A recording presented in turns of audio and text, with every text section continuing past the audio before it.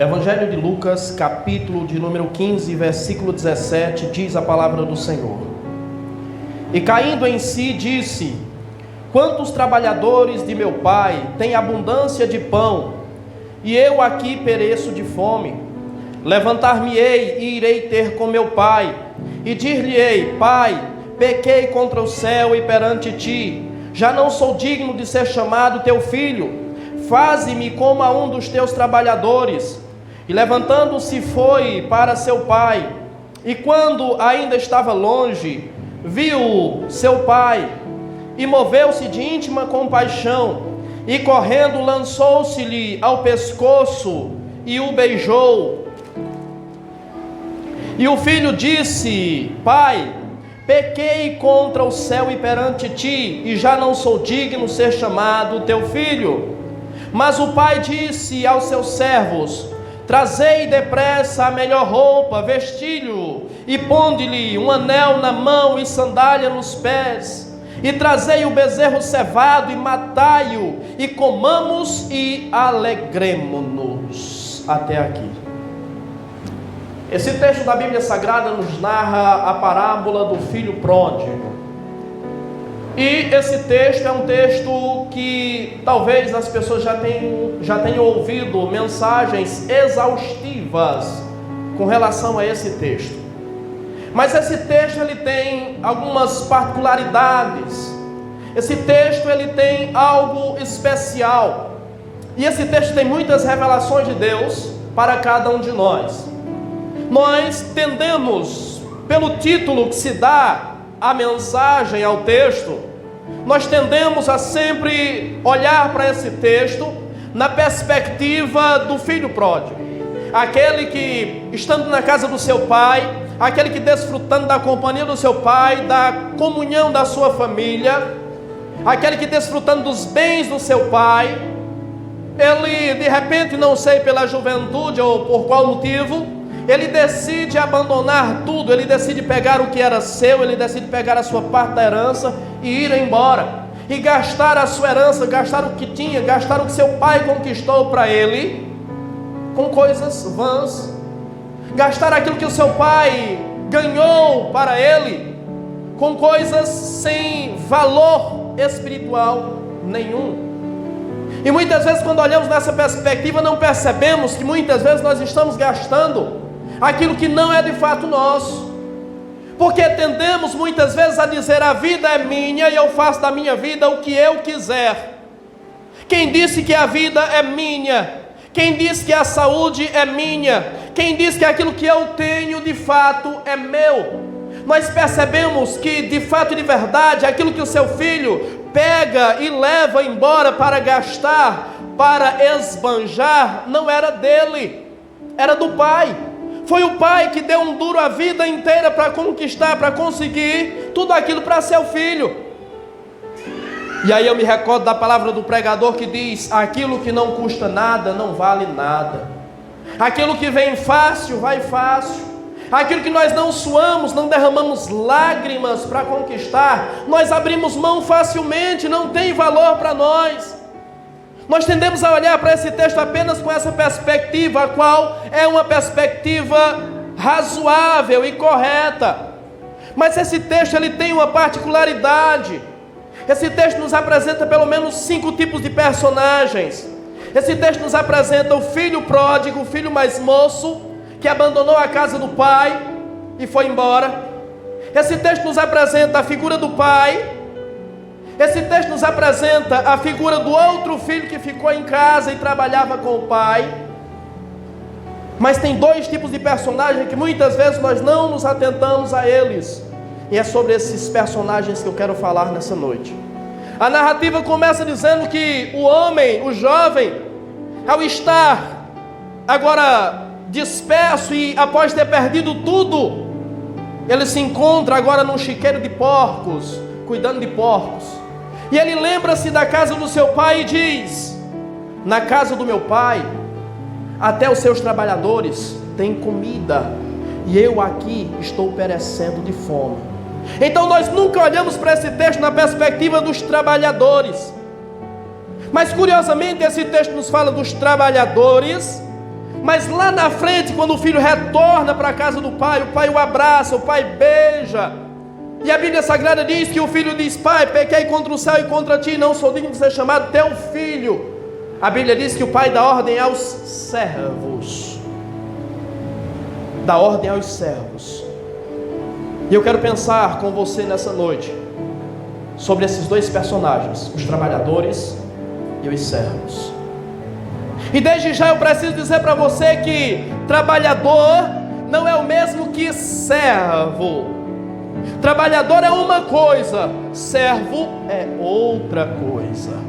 Quando a Bíblia Sagrada nos diz que Jesus vai até a casa de Lázaro, a Bíblia Sagrada diz que Maria corre e se assenta aos pés de Jesus, e Jesus está pregando, e Maria está ouvindo Jesus, Maria está assistindo Jesus, enquanto Marta, diz a Bíblia Sagrada, que ela está atarefada com muitas coisas, ela está preocupada com os afazeres da casa, ela está preocupada com a louça para lavar, ela está preocupada com a comida para fazer, ela está preocupada com a casa que tem que varrer, com a limpeza, ela está preocupada com muitas coisas. E eu preciso dizer para você, Marta está trabalhando, mas quem está servindo é Maria. Trabalhar não é o mesmo que servir. Mas o texto nos mostra que os dois tipos de pessoas estão na casa do Pai. E quando o jovem diz: na casa do meu Pai até mesmo os trabalhadores têm pão, eu preciso dizer para você que, não obstante ter esses dois tipos de pessoas dentro da casa do Pai, as duas pessoas, os dois tipos de pessoas, comem do pão do Pai, se alimentam do pão do Pai, se alimentam da casa do Pai, se alimentam da mesa do Pai. Os dois comem exatamente a mesma coisa. O que é que eu estou dizendo para você? Eu estou dizendo para você que a palavra que é direcionada, a palavra que é pregada, a palavra que é ministrada para todos. Mas eu preciso dizer para você que entre os ouvintes existem os trabalhadores e os servos. Trabalhador é uma coisa, servo é outra. Todos se alimentam da mesma comida, todos recebem a mesma comida, mas os dois têm perspectivas diferentes. Porque os dois têm perspectivas diferentes. Porque o trabalhador, e trabalhador, a palavra que aparece para trabalhador no texto grego é mistios. E a palavra mistios, para designar o trabalhador, ela define aquele que é assalariado, aquele que trabalha por um salário, aquele que é contratado, ou seja, aquele que trabalha por uma recompensa imediata. Esse é o trabalhador. E na casa de Deus existem muitos trabalhadores, mas são assalariados. E agora eu não estou falando no sentido financeiro da coisa, eu estou falando da perspectiva em que a pessoa se coloca. Eu estou falando na perspectiva em que a pessoa se comporta. São as pessoas que trabalham, mas trabalham no intuito de receber a recompensa imediata. O trabalhador é aquele que oferece para alguém em contrato o seu trabalho por um dia, e por esse dia ele vai receber o seu ordenado, ele vai receber o seu soldo, o seu salário. Esse é o trabalhador. O trabalhador dentro da casa do Pai não é aquele que não faz, sim, é aquele que faz, mas ele tem uma perspectiva diferente da perspectiva do servo. A palavra que aparece no texto grego para servo é a palavra doulos. E a palavra doulos, ela pode ser traduzida como servo, mas a palavra doulos, ela pode ser traduzida como escravo. A palavra para escravo em grego é doulos. Quando o filho se refere àqueles que estão na casa do pai, ele se lembra dos trabalhadores. Mas quando o pai chama para servir, ele chama os servos. Por quê? Porque talvez o filho vai chegando no final da tarde e os trabalhadores já foram embora. Os trabalhadores já estão na sua casa. Os trabalhadores já romperam a ligação entre eles e o pai.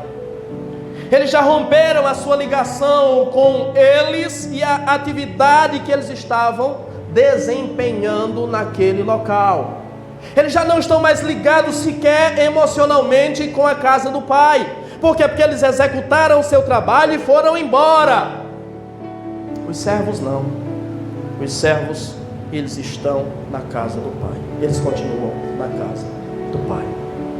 Doulos é o escravo, é o que se sujeita, é o que é subserviente. E esse é aquele que é voluntário ou não. Quem é servo de fato e de verdade é servo voluntariamente ou não. Por quê? Porque ele se enxerga como servo. E se enxergando como servo, ele pode ser voluntário, ou seja, a sua mentalidade pode estar alinhada com a mentalidade do pai. Ou pode ser involuntário, ou seja, ele pensa uma coisa, ele quer uma coisa, ele busca uma coisa, e a vontade do pai é outra para ele. Mas se ele é servo, ele se sujeita. Mas se ele é servo, ele se submete ao pai. Então por isso que ele pode ser voluntário ou involuntário. O servo, o escravo, é aquele que abre mão de si mesmo para honrar o pai e fazer a sua vontade. Esse é o servo. A intenção da mensagem é fazer você pensar, fazer você analisar a sua vida e entender: você é servo ou você é trabalhador? Trabalhador não tem compromisso com a obra. O servo tem o seu coração na obra. O trabalhador rompe a sua ligação com a obra. O servo vive na obra. O servo tem uma íntima ligação com a obra. E Deus não nos chama para sermos trabalhadores. Deus nos chama para sermos servos. Porque o servo, ele se assemelha a Cristo. A Bíblia Sagrada diz em Filipenses capítulo 2, do versículo 5 ao versículo 7, diz: e tende em vós mesmos o mesmo sentimento que houve em Cristo Jesus, porque ele, sendo em forma de Deus, não teve por usurpação ser igual a Deus, antes a si mesmo se esvaziou e humilhou-se, assumindo a forma de servo em figura humana. E assumindo a forma de servo, se humilhou e foi obediente até a morte, e morte de cruz. Ser servo é se assemelhar a Cristo, é ser fiel a Ele até o fim, é ser fiel a Ele até quando isso custa a nossa própria vida. E o que tem custado para você servir a Cristo? Qual o preço você tem pago por servir a Cristo? O trabalhador não paga preço algum, o trabalhador recebe, mas o servo paga, e o servo paga com a própria vida, porque o servo é aquele que abre mão da própria vida e entrega a sua vida nas mãos dele. Você é trabalhador ou você é servo dele? Se você é servo, você se assemelha a Cristo. O servo é aquele que não tem vida própria, o servo é uma propriedade do seu Senhor. Ou seja, se nós somos servos de Cristo, então nós não somos donos da nossa própria vida, nós somos submissos a Ele, a nossa vida pertence a Ele. Quem conduz, quem direciona, quem norteia a nossa vida é Ele, não somos nós mesmos. A nossa vida não nos pertence mais. Isso caracteriza que nós somos servos. O servo é aquele que não tem identidade própria.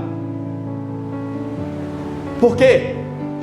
Porque quando eu olho para o texto de Filipenses e percebo e vejo que a Bíblia diz que Cristo abriu mão da glória, a palavra no grego ali é kenosis, e você precisa estudar sobre a natureza kenótica de Cristo. E a palavra kenosis significa esvaziamento. Cristo esvaziou-se. Sendo Deus, não teve por usurpação o ser igual a Deus, não buscou glória para si. Lá em João ele diz: eu não busco a minha própria glória, mas eu busco a glória daquele que me enviou. O servo, ele não tem identidade própria. O servo é subserviente ao seu Senhor, ele anula a si mesmo, ele anula a sua própria vontade, ele anula a sua própria identidade. para que quem olhe para ele não veja ele mesmo, mas veja Cristo. É o que Paulo nos diz em Gálatas 2:20. Agora já não sou mais eu que vivo, mas Cristo vive em mim. E a vida que vivo na carne, vivo-a na fé do Filho de Deus. Paulo está deixando muito claro para nós como é que funciona o cristianismo. Já não sou mais eu que vivo, não é mais a minha vontade, não é mais o meu querer, mas é a vida de Cristo em mim, é a vontade de Cristo em mim, é a palavra de Cristo em mim, é a ordem de Cristo na minha vida. Você é servo ou você é trabalhador? E talvez você esteja pensando: pastor, analisando a minha vida, eu nem sou servo, nem sou trabalhador. Deus nos chama para um compromisso íntimo com Ele. Deus nos chama para nos posicionarmos diante dEle. Quais eram as maneiras de se adquirir um servo? Existiam pelo menos 6 maneiras de se adquirir um escravo no período bíblico, no tempo bíblico. As pessoas poderiam se tornar escravas através das guerras, ou seja, quando uma nação guerreava contra outra nação, a nação que vencia subjugava os derrotados. Aqueles que sobrevivessem naturalmente seriam levados como escravos. Existe uma luta espiritual sendo travada, e essa luta espiritual envolve a nossa vida. Nós somos o objeto de disputa nessa luta espiritual. Paulo, escrevendo aos Gálatas, no capítulo 5, a partir do versículo 16 em diante, ele vai nos falar sobre essa luta que existe. E o objeto a ser conquistado nessa luta é a minha vida e a sua vida. Nós somos o objeto de disputa. E quem vencer, leva. Quem vencer, nos terá como servos. Aí você compreende porque muitas vezes é difícil você dar um passo em direção a Jesus. Você compreende porque muitas vezes é difícil você assumir a sua identidade como cristão. Você percebe porque muitas vezes é difícil você abrir mão de coisas, de pessoas, de objetos, de cargo, de posição, para servir a Jesus. Porque uma luta está sendo travada. E eu pergunto a você: faça uma análise da sua vida e me diga, ou pense para você mesmo, quem é que está vencendo essa luta? Quem vencer leva.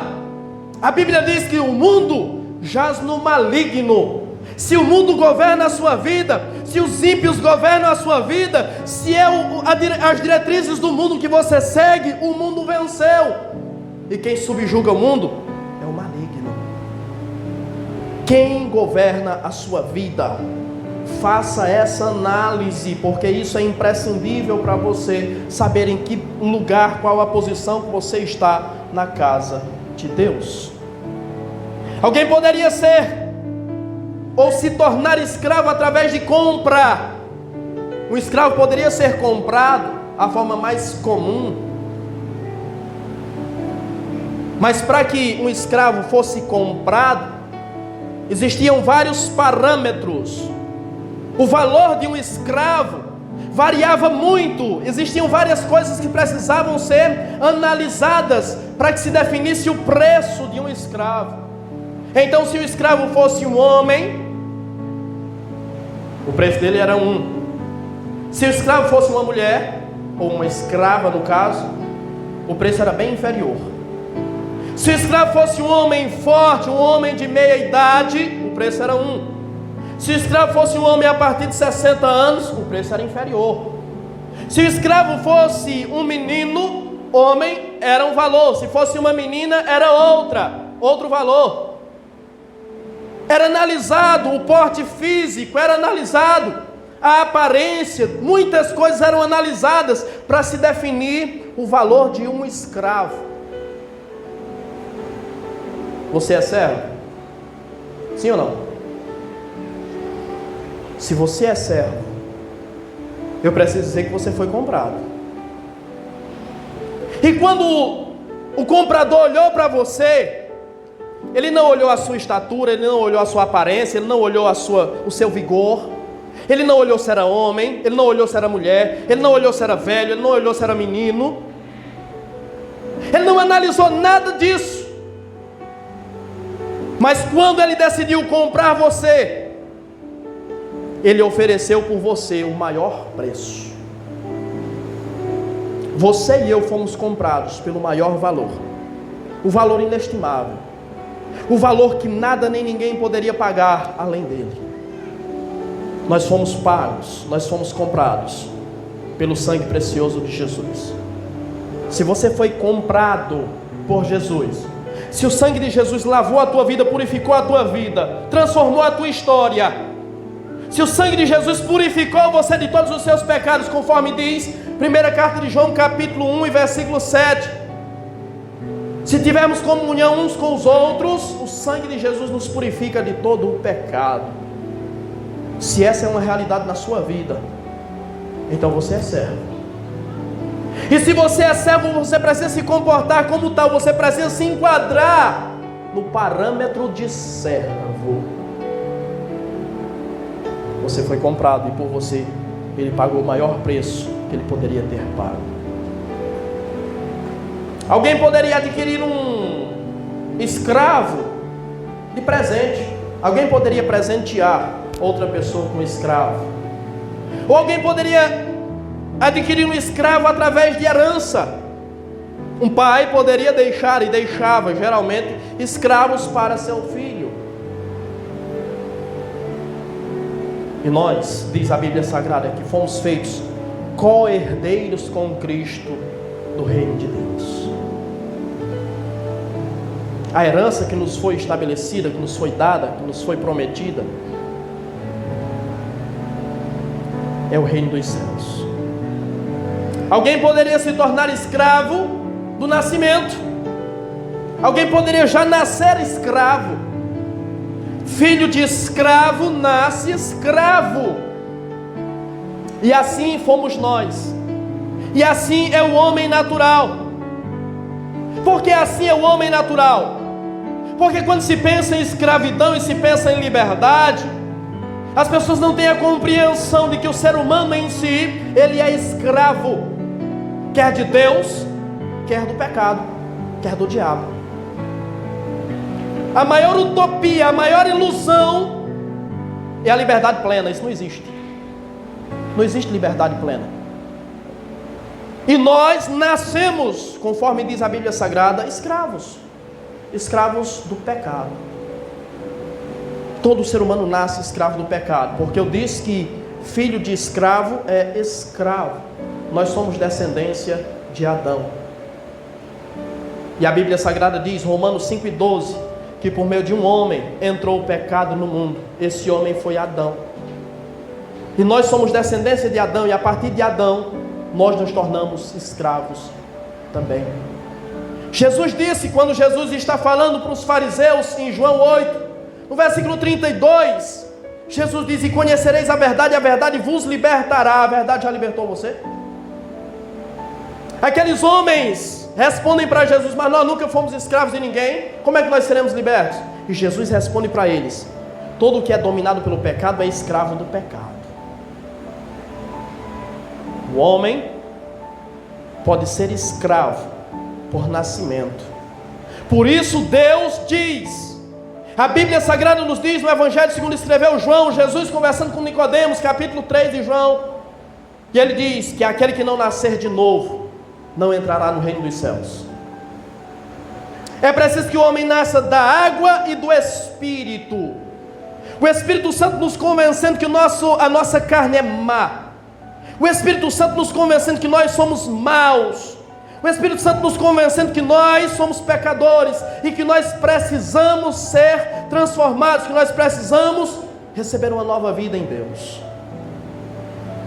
Nascer da água, água não é batismo, água é palavra. Ter a sua vida transformada pela mensagem do Evangelho, ter a sua vida transformada pela palavra que Jesus tem nos transmitido através de seus mensageiros. Alguém pode ser escravo por nascimento. Você é escravo inevitavelmente, ou de Deus ou não. E se você ainda não é escravo de Deus, Ele te chama para nascer de novo, para assumir uma nova vida, uma nova postura, uma nova conduta diante dele. E ao invés de ser escravo do pecado, ao invés de ser escravo do diabo, você a partir de agora vai ser servo de Deus. Esse é o convite que Jesus nos faz. Alguém poderia ser escravo por insolvência. O que é a insolvência? O insolvente é aquela pessoa que tem uma dívida, mas não tem condições de pagar aquela dívida. Então, se ele não tem condições de pagar aquela dívida, então a sua vida é a paga por aquela dívida. A dívida que nós tínhamos e a dívida que nós temos, ela é impagável. Não há como pagar a nossa dívida. Então nós éramos escravos por insolvência.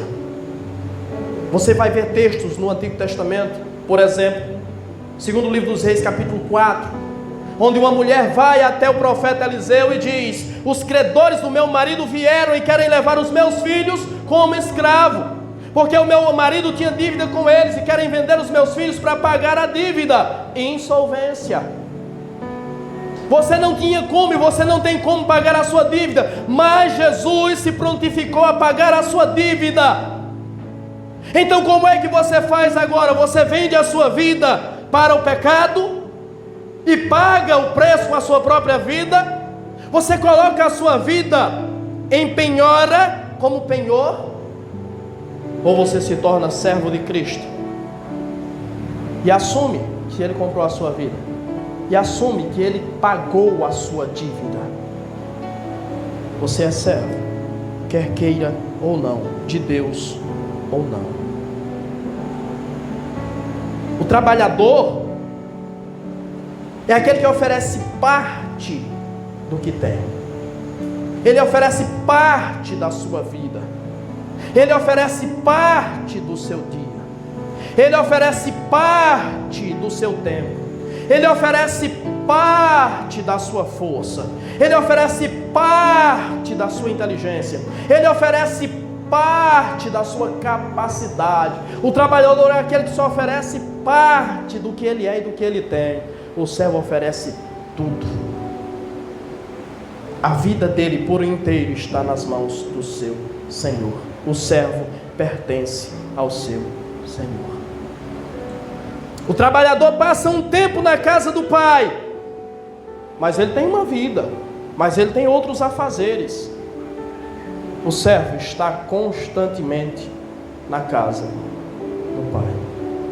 O servo está na casa do pai quando o primeiro filho decide ir embora, decide pegar o que tem por direito e ir embora. O servo está lá. O servo está quando esse filho volta. O servo está lá quando outro filho que ficou fecha a cara porque o pai resolveu receber o outro filho e fica lá fora. O servo está dentro de casa. Enquanto o primeiro filho foi embora, enquanto o segundo filho se nega a entrar dentro de casa, o servo continua lá dentro. Será que você consegue compreender a profundidade dessa palavra? Essa palavra ela tem endereço. Essa palavra ela é tão profunda que eu não consigo expressar de fato o que essa mensagem, não consigo expressar em palavras o poder dessa mensagem. O servo continua na casa do pai. Não é o exemplo do filho que foi embora que desvirtua a mente do servo. Não é o exemplo dos trabalhadores que terminou o seu dia, o seu horário, eles vão embora. Não é isso que desvirtua a mente do servo. Não é o pai que muitas vezes para nós toma atitudes que nós achamos injustas. Porque o outro filho que ficou, ao ver o pai receber o filho que foi embora, ele acha injusto. E ele questiona o pai por isso. E ele diz: pai, esse teu filho pegou tudo que tu tinha aí e foi embora, e gastou com a mulherada, com a bebedeira, gastou com tudo que não presta. E agora ele retorna e o Senhor recebe ele de braços abertos. Mas eu que te servi, eu que trabalhei, e estava vindo do campo. Então eu percebo que filho também pode ser trabalhador. E só trabalhador. É filho, mas é só trabalhador. Eu estou contigo todos esses anos. Eu tenho trabalhado contigo todos esses anos e o Senhor nunca me deu um cabrito para comemorar com os meus amigos. E o pai diz: filho, tudo o que eu tenho é teu. Tem gente que é só trabalhador porque quer, mas o pai está dizendo: tudo que eu tenho é seu. Você tem direito a tudo. Você tem acesso a tudo. Por isso que eu disse: a mente de um trabalhador é diferente da mente de um servo. A perspectiva de um é diferente da perspectiva de outro. O comportamento de um é diferente do comportamento do outro. E o pai vê tudo isso. Não é o pai que muitas vezes toma atitudes injustas, ao nosso ver, que muda a mentalidade do servo. O servo sabe que tem que servir independente de qualquer coisa. E não é o filho que fica fora de casa fazendo biquinho e reclamando que muda a mentalidade do servo. O servo continua dentro de casa.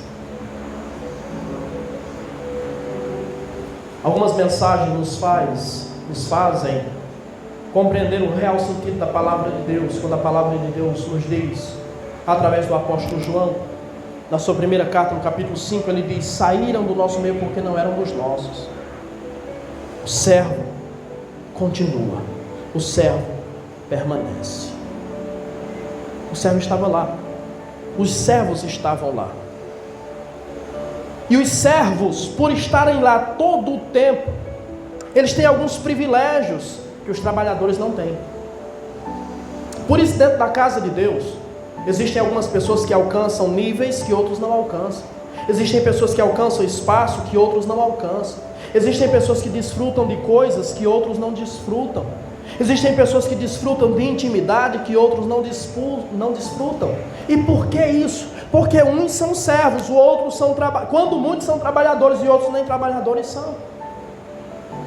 O trabalhador está no campo, deu o seu horário, ele vai embora. O servo está dentro de casa, e por estar dentro de casa, ele goza da comunhão, ele goza da intimidade do seu Senhor. E por que eu sei que o servo desfruta da intimidade do seu Senhor?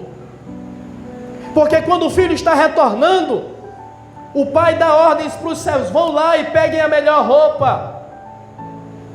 Quando o pai diz: vão lá e peguem a melhor roupa, ele só pode dar essa ordem para quem sabe onde está a melhor roupa. E aquilo que é melhor, com certeza não estaria na varanda. Aquilo que é melhor, com certeza não estaria na sala. Aquilo que é melhor, com certeza não estaria na cozinha.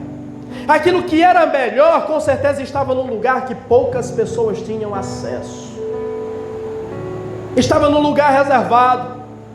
Mas o pai não foi buscar, o pai simplesmente deu a ordem para os servos: vão lá e peguem para o meu filho a melhor roupa. Eu preciso dizer para você que os servos têm acesso a coisas que os trabalhadores não têm. Se fosse um dos trabalhadores da roça, lá na casa do seu patrão, com certeza eles não saberiam onde estaria a melhor roupa. Talvez eles nem sequer tivessem acesso a entrar dentro da casa do patrão. E os servos não tinham acesso. Os servos moravam, habitavam, estavam constantemente na casa do seu Senhor. Quando o pai diz: vão lá e peguem a melhor roupa e tragam para meu filho e vistam o meu filho, isso significa dizer que o servo ou os servos, eles têm acesso às vestes, às melhores vestes. E as melhores vestes na casa de uma família tradicional bíblica, as melhores vestes pertenciam ao pai. Os servos têm acesso às vestimentas do pai. O pai nos veste com veste de salvação e nos cobre com manto de justiça.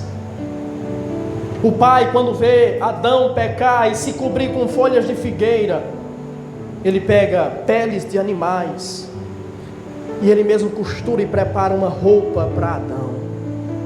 O pai, com as suas vestes, ele cobre a nossa nudez. O pai, com as suas vestes, ele cobre as nossas vergonhas. O pai é aquele que nos veste com a sua própria roupa e nos dá o melhor. O servo tem acesso às vestimentas do pai, mas o trabalhador não. O servo tem acesso a coisas que um trabalhador não tem.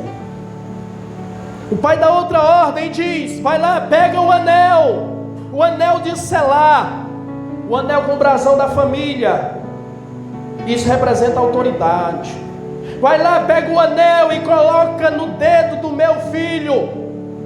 O anel de selar era usado para selar cartas, documentos importantes. Então o anel representa autoridade. Os servos têm acesso à autoridade do pai. A autoridade não é deles, eles não têm poder algum, mas eles têm acesso à autoridade do pai. Servo, trabalhador não. Servo tem acesso. Por isso que em nome de Jesus, alguém ora por um enfermo e esse enfermo é curado. Por isso que em nome de Jesus, alguém dá ordem ao demônio e o demônio vai embora. Porque isso é a autoridade, o acesso que o servo tem à autoridade do pai. O servo recebe uma outra ordem, e a ordem é: ponham sandália nos pés do meu filho. Se ele está dizendo ponham sandálias nos pés do meu filho, é porque o seu filho voltou descalço. E escravo anda descalço. Aquele jovem foi filho, mas por livre e espontânea vontade se tornou escravo.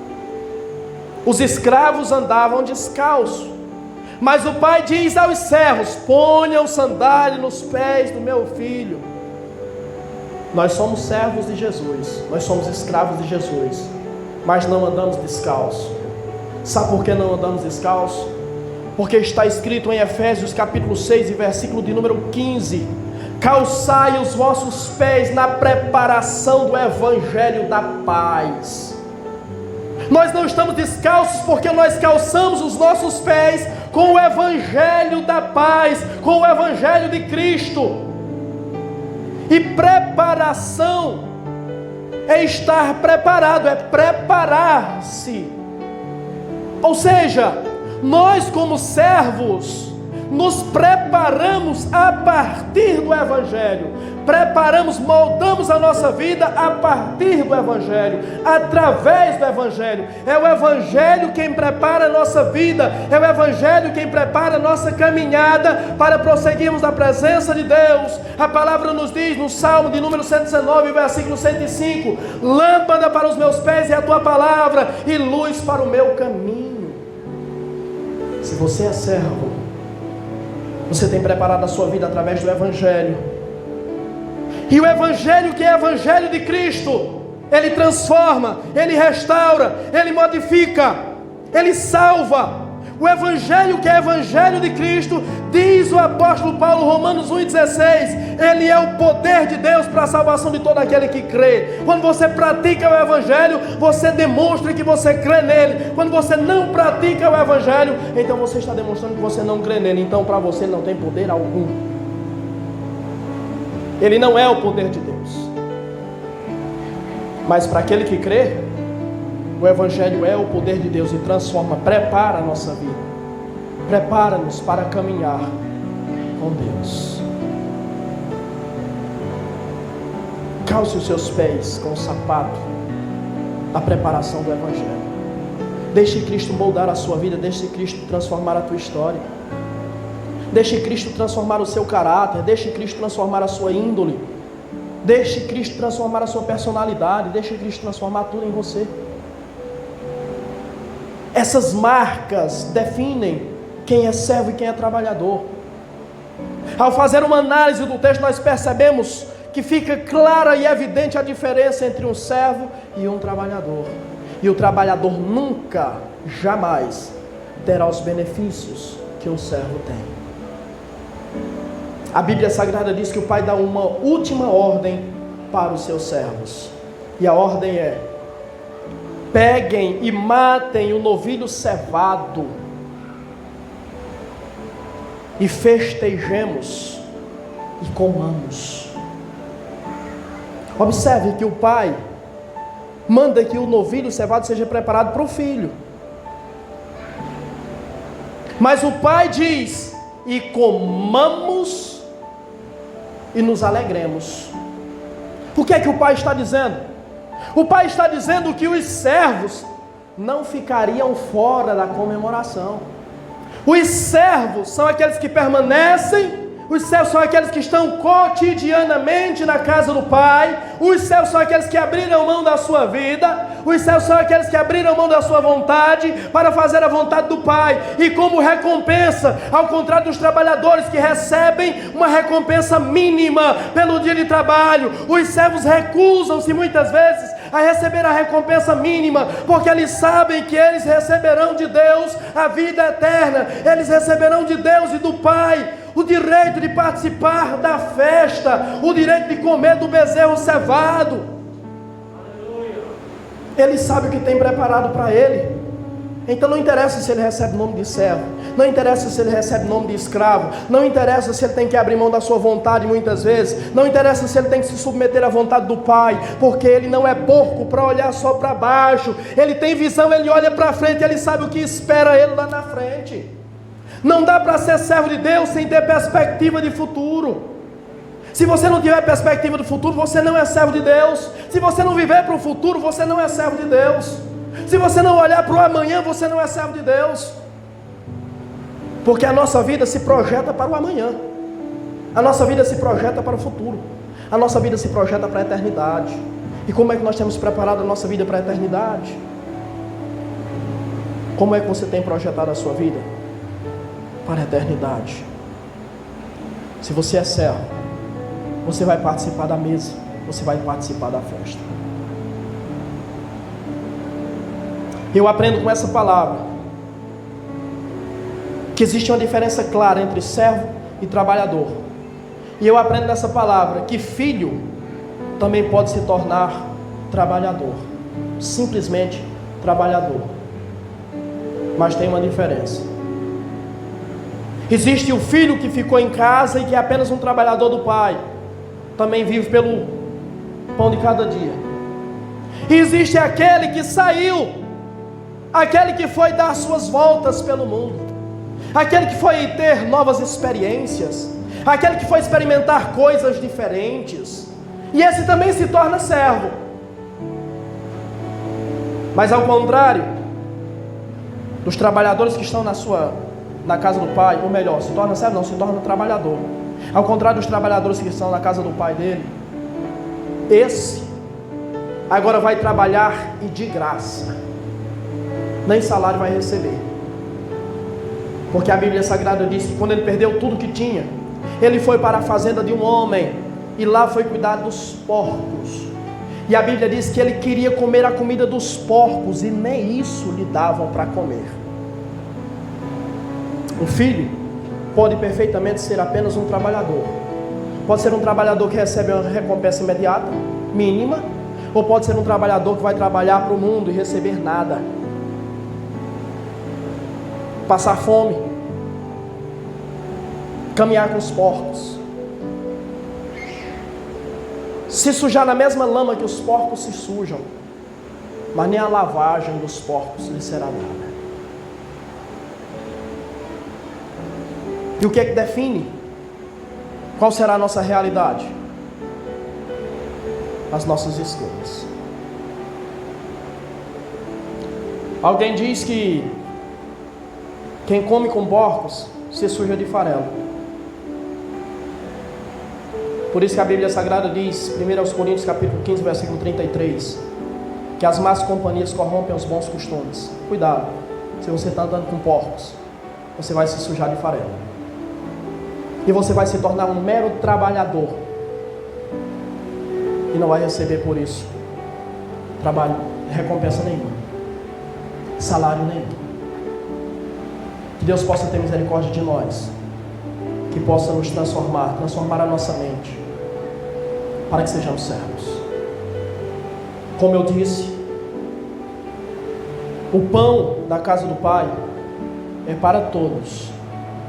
E existem aqueles que recebem o pão que são apenas trabalhadores, mas existem aqueles que são servos. E aqueles que são servos não vão comer apenas do pão, mas vão comer do novilho cevado também. Vão participar da festa. E essa festa não será aqui na terra, não. Essa festa Ele tem preparado para nós no céu. nós estaremos com o Senhor, diz a Bíblia Sagrada, para sempre.